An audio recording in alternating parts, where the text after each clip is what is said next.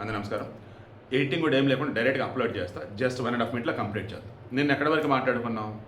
GPS ట్రాకర్తో ఆ కుక్కను పంపి రిమైనింగ్ కుక్కలు ఏవైతే ఫాలో అవుతారో అనుకున్నాం. డ్రోన్తో మొత్తం జల్లెడ పడతారు అనుకున్నాం. నిన్న గవర్నమెంట్ వాళ్ళకి జీపీఎస్ ట్రాకర్ దొరకలేదంట.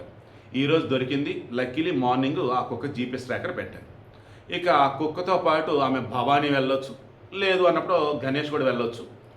ఇక మేబీ ఆ భవానీ చిన్న పాప ఉంది కాబట్టి ఎవరైనా పెద్దోళ్ళకి ఇచ్చేసి ఆ కుక్కతో పాటు భవానీ అంటే పాప తల్లి, జాహ్నవి తల్లి, ఈ పోలీసులు, వాళ్ళ డ్రోన్స్, వాళ్ళ కుక్కలు ఇవన్నీ వెళ్ళిపోయి అడవి మొత్తం కూడా జల్లెడ పెడతారు. నేను మాట్లాడుకుందాం మనం. ఒకవేళ ఎవరైనా కిడ్నాప్ చేస్తుంటే దయచేసి పాపను వదిలిపెట్టండి, మీకు ఏమీ కాదని అనుకున్నాం కదా. ఆవేలు ఏం చేస్తారంటే ఇంటింట ఎన్యూమరేషన్ చేస్తున్నారు. ప్రతి ఇంటికి వెళ్ళి మొత్తం జల్లెడ పెడతారు.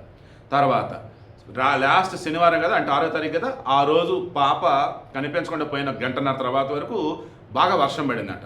సో కొండ ప్రాంతాలు ఎక్కడైనా జారి పడిందా, ఎక్కడైనా ఉందా అనేసి ఆల్రెడీ ఇప్పటికే బావులేంటి, బోరు బావులేంటి, కొలనులేంటి, సరస్సులేంటి, ఈచని మొత్తం జల్లెడ పెట్టారు. ఎక్కడా లేదు.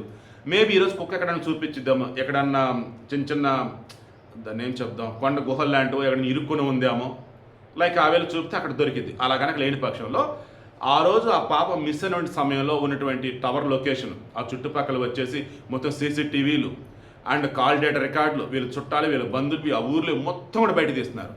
ఈరోజు ఈవినింగ్ లోపు పాపకు సంబంధించి అనుమానాస్పదంగా ఒక్క కాల్ డేటా బయటపడ్డా, ఒక సీసీటీవీ ఫుటేజ్ బయటపడ్డా కేసు సాల్వ్ అయిపోయింది. లేదా ఇంటుంటే ఎన్యూమరేషన్ చేసినప్పుడు ఒకవేళ ఎక్కడైనా సేఫ్గా దాచించడం పాపని, అక్కడ పాప దొరికేసేది. ఇలా అడవిలో మొత్తం జల్లెడ పడుతున్నప్పుడు అక్కడ ఏదైనా క్లూ దొరకవచ్చు. అంతిమంగా ఈరోజు టెక్నికల్గా ద బెస్ట్ వేలో హై అండ్ వేలో ట్రై చేస్తున్నారు. ఈవినింగ్ లోపు ప్రాపర్ అప్డేట్ ఖచ్చితంగా ఉంటుందని నాకైతే అనిపిస్తుంది.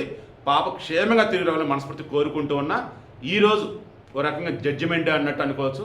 ఆ దేవుడు ఆ పాపని ఖచ్చితంగా చూపిస్తాడు, ఆ తల్లిదండ్రులకి చెరువు చేస్తాడని కోరుకుంటూ ఉన్నా. మీరేమంటారు? మీ ఒపీనియన్ కింద కామెంట్లో తెలియచేయండి.